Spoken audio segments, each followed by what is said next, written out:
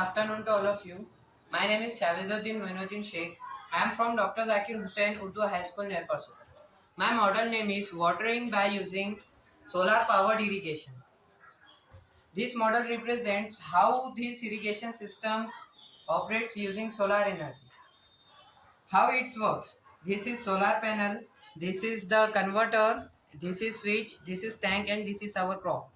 First, the solar panel absorb directly from sunlight energy. After that, this energy goes to on this converter. This is switch. When we on this switch, the water goes into the tank, and after that we can supply the water on our crop.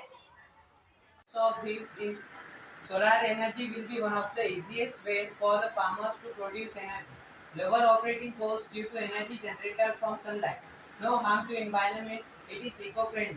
This is the diagram of pump working diagram, and this is useful to farmers and it is helpful in sustainable development.